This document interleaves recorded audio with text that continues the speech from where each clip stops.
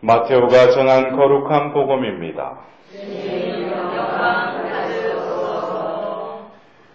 예수님께서 말씀을 하고 계실 때 한 회당장이 와서 예수님께 엎드려 절하며 제 딸이 방금 죽었습니다.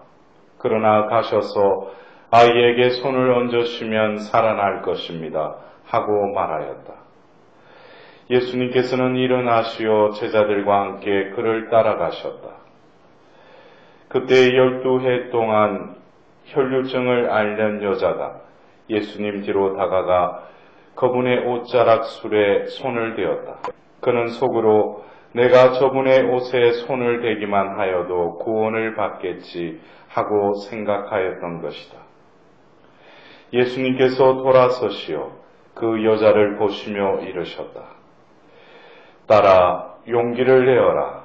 네 믿음이 너를 구원하였다. 바로 그때 그 부인은 구원을 받았다. 예수님께서 회당장의 집에 이르시어 피리를 부는 이들과 소란을 피우는 군중을 보시고 물러들 가거라. 저 소녀는 죽은 것이 아니라 자고 있다 하고 말씀하셨다. 그들은 예수님을 비웃었다. 군중이 쫓겨난 뒤에 예수님께서 안으로 들어가시어 소녀의 손을 잡으셨다. 그러자 소녀가 일어났다. 그 소문이 그 지방에 두루 퍼졌다. 주님의 말씀입니다.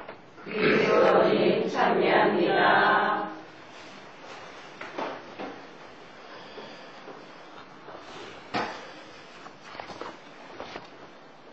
우리가 하느님께 바라는 것, 또 하느님이 늘 나와 함께 계신다는 것. 우리가 어쩌면 기도를 할 때 내가 무언가를 하느님께 청하기 위해서 하느님께 왔지만 그것보다도 더 근원적이고 우선되어야 될 것은 하느님께서 우리와 함께 계시다는 거예요. 여러분들, 우리가 그래요. 어떤 오늘 그 하답송의 그 후렴처럼 저의 하느님 저는 당신께 의지하나이다. 의지를 하려면 뭐예요? 하느님이라는 그 존재에 대한 느낌, 감각, 어떤 인식이 있을 때 당신께 의지한다고 말할 수 있을 거 아니에요. 근데 우리는 너무나 신앙생활하면서 상투적으로 예수님의 어떤 그 기도에 대한 말씀 중에 빈말을 너희들은 많이 한다고 했어요. 빈말. 응? 빈말은 뭐야? 안에 내용이 없다는 거죠. 자기 딴에는 어떤 기도를 충분히 했는데 예수님 볼 때는 빈말이라는 거예요. 우리가 어떤 사람과의 어떤 대화를 나눌 때도 어떤 경우에는 많은 말이 오고 가요. 근데 빈말일 때가 있죠. 진실된 그 관계 속에서 뭐예요? 또 인격적인 그 만남 가운데 오고 가는 말이 뭐겠어요? 그것이 말이지만 서로 간의 마음이 주고받는 거죠. 그것처럼 우리가 하느님과의 관계 속에서도 우리가 진정 하느님께 바라기 전에, 하느님께 의지하기 전에 우리는 뭐예요? 하느님의 그 현존하심. 그래서 우리가 기도를 하려고 할 때 가장 먼저 우리가 의식해야 되는 것은 뭐예요? 하느님께서 여기에 나와 함께 계시다. 여러분, 기도할 때 어떤 느낌으로 하셔요? 그냥 보이지 않는 하나님, 그냥 벽 보고 그냥 소리 지르듯이 뭐 기도하세요? 아니면 어디에 머무르든지 내가 하나님의 그 현존감을 느낀다면은 그 자리가 뭐예요? 바로 오늘 야곱이 하나님을 만났던 베텔의 자리가 되는 거죠. 오늘 우리가 그 일독서로 들은 그 이 야곱의 그 이야기, 어쩌면 이 야곱이 그 어머니 레베카는 알았죠. 예? 임신할 때부터 그 아우가 그 대를 이을 것이라는 걸 그 어머니 레베카는 알았어요. 근데 어떤 절호의 찬스가 돼서 우리의 눈에는 뭐예요? 사기치는 거죠. 그 제이콥이 뭐예요? 사기치다는 뜻이에요. 사기꾼이라는 의미예요. 제이콥이. 예? 근데 그 어떤 이름에 따라서 또 삶이 꼬이기 시작하죠. 예? 어떤 장자권을 받긴 받았지만 어떻게 돼요? 형 에사오가 두려워서 도망을 간 거죠. 그래서 오늘 우리가 베텔에서 그 두려움 가운데 잠을 자다가 꿈을 꾸게 되죠. 그러면서 그 사다리의 꿈을 이렇게 꾸게 됩니다.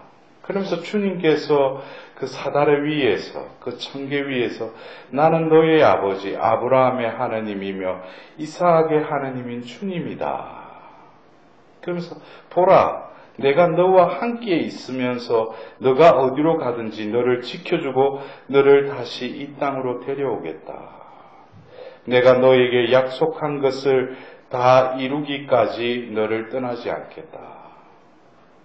지금 야곱은 뭐예요? 도망자의 신세죠. 또 마음에는 어떤 감정이 많이 들었다고 그랬어요? 두려움에 쌓여 있다고 그랬어요. 우리는 어떤 경우에 나의 어떤 그 상황들 속에서 나의 감정에 힘몰려서 그것에 내가 휩싸일 때가 있죠. 그러나 어떠한 상황에서도 뭐예요? 하느님은 우리와 함께 계시다는 거죠. 네? 그 창세기에 우리가 크게 1장에서 11장과 12장부터는 이제 새로운 그 테마로 하나님께서는 또 이 하느님 나라를 이끌어 가시죠. 그래서 우리가 창세기 12장으로부터 해서 이어지는 그 성조들의 이야기. 그래서 우리는 창세기 12장부터 그 아브라함, 또 그 이삭, 또 야곱, 요셉의 그 네 명의 그 성조의 그 이야기를 우리는 그 성경을 통해서 듣고 보는데, 많은 경우 우리가 창세기 12장부터의 그 내용을 그 사람을 바라보죠. 아브라함, 이삭, 야곱, 요셉. 근데 우리가 좀 더 거시안으로, 좀 더 눈을 들어높여서 하나님께서 오늘 아브라함의 하나님이며 이삭의 하나님이라고 자신을 또 이렇게 소개하셔요. 근데 모세에게도 떨기나무에서 나타나셨을 때 뭐라고 그래? 여기다 야곱이 또 들어가죠. 이 말은 뭐겠어요? 아브라함과도 함께 했고 이삭과도 함께 했고 야곱과도 함께 했던 하느님이라는 거예요. 결국 뭐예요? 너도 그 성조의 그 후손으로서 너와도 뭐예요? 함께 하겠다는 거죠. 그래서 우리는 함께 그 아브라함, 이삭, 야곱 이전에 뭐예요? 그들을 선택하시고 함께 하신 그 하나님의 눈으로 또 창세기 12장부터 이렇게 보면은 아브라함을 통해서 하나님은 무엇을 말씀하기를 원하시는가? 또 이삭을 통해서, 야곱을 통해서, 요셉을 통해서. 그래서 결국 하나님의 관심사는 뭐예요? 이 성경 전반을 통해서 당신께서 창조하신 이 하나님 나라를 다시금 어떻게 하겠다는 거예요? 회복시키겠다는 거예요. 그것이 바로 그 묵시록에 가서 이루어지고 또 그것을 기다리는 우리 입장에서 이 성경의 역사를 본다면은 하느님은 아브라함을 통해서 결국 무엇을 보여주시기를 원하셨어요? 75세의 부르심을 받고 100세의 이삭을 주는, 이것은 뭐예요? 이제는 그 카인의 계열과는 달리 이 하느님 나라를 이어갈 그 후사는 누가 줘야 된다는 거예요? 하느님이 이어가신다는 거예요. 그러니까 이 아브라함을 통해서는 우리가 그냥 남녀가 그냥 결합해서 애를 낳는 게 아니고, 하느님 나라를 이어가기 위해서는 하느님이 허락하셔야 된다는 거예요. 그것을 우리는 아브라함을 통해서 또 보면서 또 이삭을 통해서 또 하느님께서는 또 함께 하시면서 어떤 또 하나님은 당신의 모습을 드러내시는가. 이삭이 어쩌면 완전히 무기력한 상태 속에서 뭐예요? 하느님은 당신의 구원 사업을 이어가시죠. 그래서 앞이 안 보이는 그 상황 속에서 에사오인 줄 알고 야곱을 축복해 주죠. 이것도 뭡니까? 인간의 어떤 수동적인 가운데서도 하느님 뭐예요? 당신의 그 계획을 이뤄 가신다는 것을 이삭을 통해서 우리는 또 하느님의 보이지 않는 손길을 바라볼 수 있어야 돼요. 그와 반면에 야곱은 어떻습니까? 천방지축이죠. 어쩌면 이 야곱의 그 삶을 보면은 자신의 삶과 또 비슷하다고 생각하는 사람을 있을 거예요. 그런 사람들 뭐예요? 왔다 갔다 하고 또 한난 속에 뛰어들어가다 또 일어났다가 또 이런 좀 다사다난한 이런 삶. 근데 이 야곱을 통해서는 하나님께서 결국 뭡니까? 창세기 28장에서 결국 35장에 가서 결국에 하나님의 약속 뭐예요? 그가 또 자신의 라반에게 집에 갔다가 또 라반이 더 야곱보다도 한 수 위인 또 사기꾼이죠. 그래서 거기서 또 고생 태바가지 하고 또 와가지고 결국에는 베텔로 다시 돌아오죠. 이 야곱의 삶을 통해서 하느님은 뭐예요? 이삭과 상반된 어쩌면 자신의 뜻으로 뭔가를 이렇게 하려고 하는데 이런 어떤 적극적인 능동적인 상황 속에서도 저 사람이 천방지축인데 저 사람을 가지고 무엇을 할 건가 하는데 하나님은 또 그런 사람을 통해서도 뭐예요? 어떤 식으로든지 뭐예요? 당신의 계획을 이뤄 가신다는 거예요. 이 이삭과 야곱 어쩌면 한쪽은 수동적이었다면 한쪽은 능동적이죠. 이 상반된 이 상황 속에서도 하나님이 그들과 함께 계시면서 당신의 구원 계획을 이뤄가셨다면 오늘 우리가 들었던 이 복음에 등장하는 두 케이스를 보면은 하나는 뭐예요? 해당장의 그 딸이 죽었어요. 죽었다는 거예요. 숨이 없다는 거예요. 숨을 거뒀다는 거죠. 죽어 있는 상태. 그리고 또 한편으로는 한 혈류증을 12해 동안 앓고 있는 이 여인의 어떤 상황을 본다면 그 전자에 해당되는 이 회당장의 딸인 경우에는 뭐예요? 그런 그대로 죽어 있는 상태예요. 죽어 있는 상태인데 결국 뭐예요? 예수님이 가셔서 그를 다시금 살리시죠. 이것은 어떤 면에서 이삭과 같이 완전히 그런 수동적인 상태 속에서도 하느님이 이루신다면 뭐예요? 죽은 사람도 다시 살리신다는 거예요. 우리는 어떤 경우에 천방지축으로 자기 딴에는 기도 열심히 한다고 왔다 갔다 하고 하는데 열매가 없어. 그럴 때는 뭐예요? 하나님이 그러나 그러한 상황 속에서도 하나님이 함께 하신다. 여기에 대한 감각을 잊으면 안 되죠. 근데 지금이 어떤 때인가? 그러면 어떤 때는 뭐예요? 내가 수동적이 돼야 돼요. 내가 움직여서 무엇을 할 게 아니라 조용히 하나님 앞에 수동적으로 머물러 있을 때가 필요할 때가 있어요. 그럴 때 오히려 뭐예요? 기도의 응답이 즉시 내린다는 거예요. 우리가 오늘 야곱이 꿈에서 봤던 사닥다리라는 게 뭐예요? 올라갈 수도 있고 내려올 수도 있는 그런 도구잖아요. 하나님께서는 우리를 구원하기 위해서 이 세상에서 내려오셨지만 또 우리를 또 끌고 어떻게 올라가시죠. 그래서 우리는 이 에스컬레이터나 보면 엘리베이터가 아닌 우리의 발이 어떤 때는 뭐예요? 하나님의 현존성 앞에서 우리 의지가 협력해야 될 필요가 있다는 거죠. 그래서 혈류증을 앓고 있는 이 12해 동안, 여러분 12해라면 아주 긴 시간이죠. 예? 강산이 한번 바뀌는 게 10년이나 12해 동안 혈류증을 앓았다고 그랬어요. 그 여인의, 그래서 다른 공간 복음에는 또 뭐라고? 가상까지도 다 당신했다고 그랬어요. 그러한 상황 속에도 뭐예요? 이 여인은 또 오늘 예수님께로 나아가는 거예요. 끊임없이 굽히지 않는 그 의지. 결국 많은 이들이 예수님의 그 옷술에다가 손을 댔지만 그 여인을 통해서 뭐예요? 예수님이 기적의 힘이 뻗쳐나가죠. 이것을 통해서는 어쩌면 뭐예요? 야곱과 같이 에너지가 많아서 그런지 몰라도 아직까지 그 에너지가 뭐예요? 자기 에너지죠. 그때는 천방지축 돌아다녀요. 마르타처럼. 근데 뭐예요? 그 사람을 통해서도 하느님 뭐예요? 당신의 계획을 이루듯이 이 여인은 뭐예요? 적극적으로, 능동적으로 예수님께 또한 나아갔다는 거죠.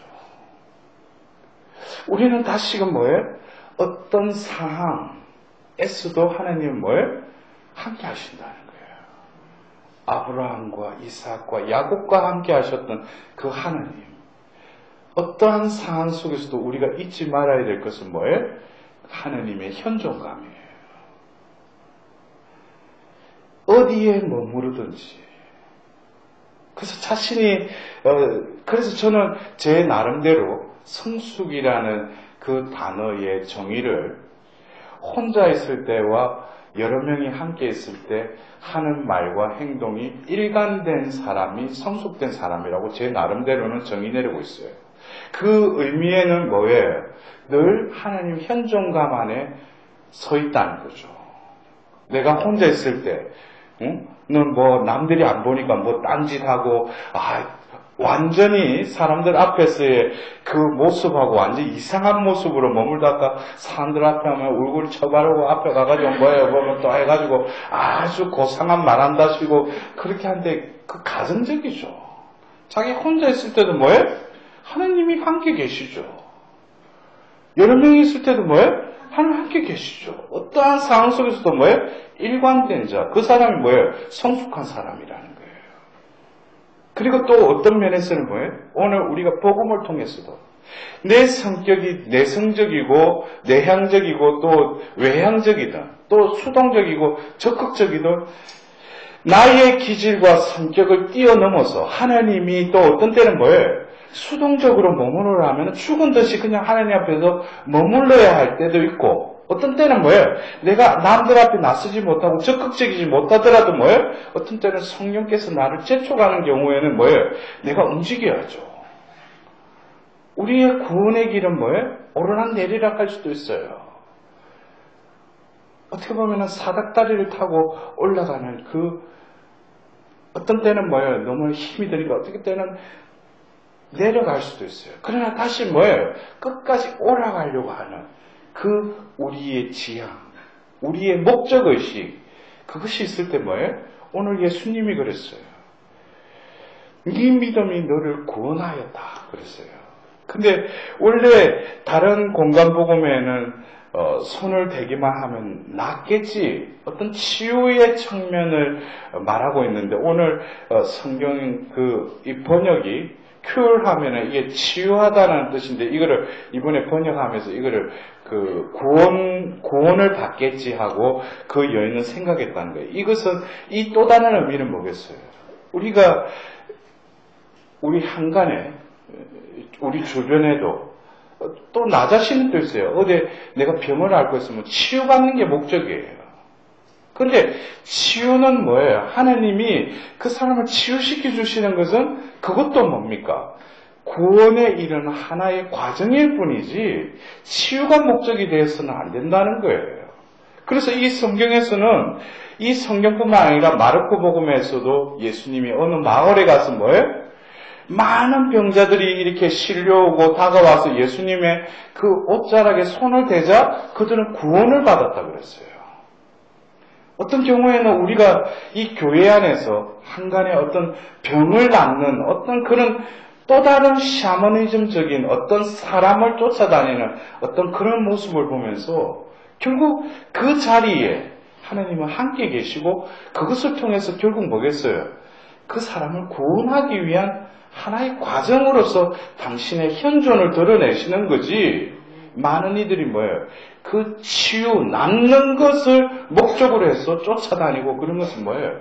자칫 하다 보면은 그것은 그리스도교에서 말하는 치유의 목적하고 뭐예요? 동떨어질 수 있어요. 치유는 결국 뭐예요? 구원으로까지 가야 돼요. 그래서 많은 이들이 또 우리 교회 안에서 은사적으로 치유를 받고도 뭐예요? 치유를 상실하는 경우가 있죠.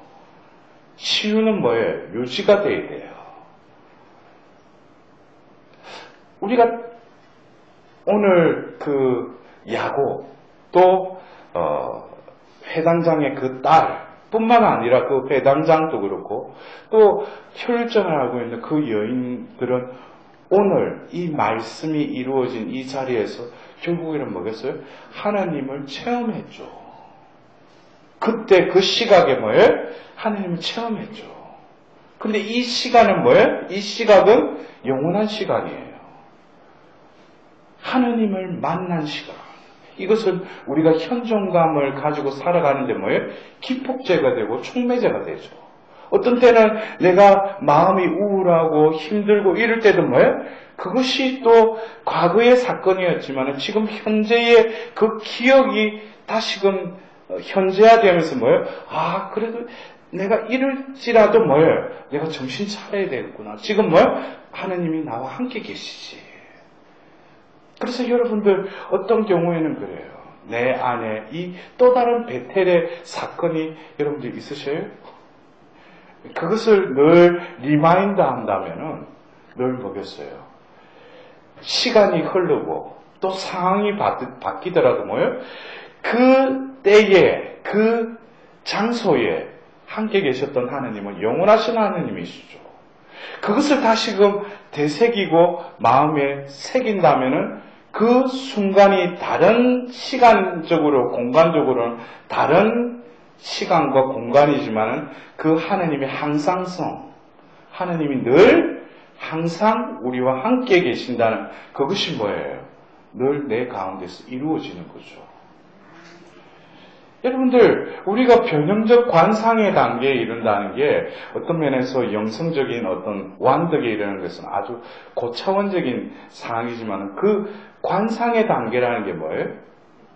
하느님과 지복직관한다는 거죠. 그것이 딴 게 아니죠. 성령께서 그 존재를 완전히 사로잡아서 나의 주체와 개체의 어떤 관계성이 이제 대상화되지 않는 일체감을 이루는 그 때가 바로 관상이에요.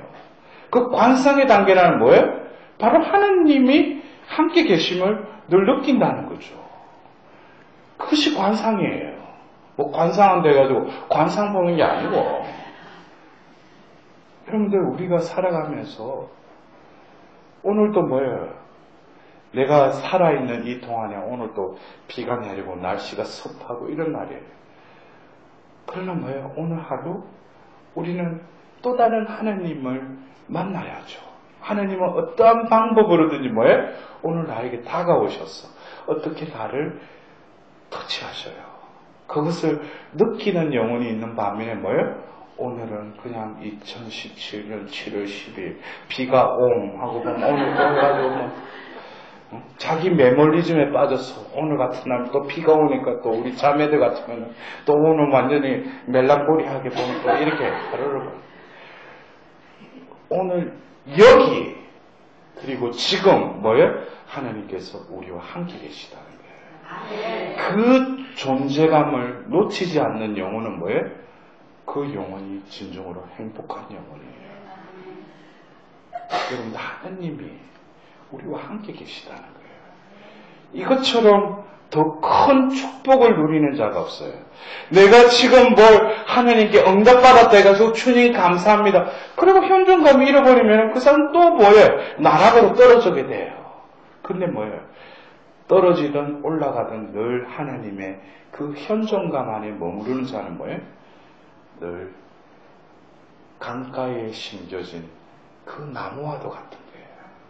시편 1편에 그 나무는 뭐예요? 제때에 내가 열매를 맺는 게 아니고 그냥 강가에 있었을 뿐인데 그 뿌리가 물가에 닿아 있었기 때문에 내가 열매를 맺으려 안 해도 뭐예요? 제때에 뭐예요? 열매를 또 맺게 해주시죠. 또 만사가 어떻게 돼요? 만사 형통이에요. 여러분들 우리가 살아가면서 하느님이 우리와 함께 계시다라고 또 그분만을 의지한다고 살아가는 그 영혼은 이미 이 지상에서도 뭐예요? 오늘 예수님이 말씀하셨듯이 너는 구원을 받았다. 우리가 죽어서 심판받아서 구원받는 게 아니고 지금 이 순간에 뭐예요? 오로지 내가 잃어버리지 말아야 될 그 감각, 하느님의 현존감. 하느님은 우리와 함께 계시고 나의 주님이시다. 이것을 고백하는 영혼이 될 수 있도록 하나님께 또한 자비를 구하도록 합시다. 아멘.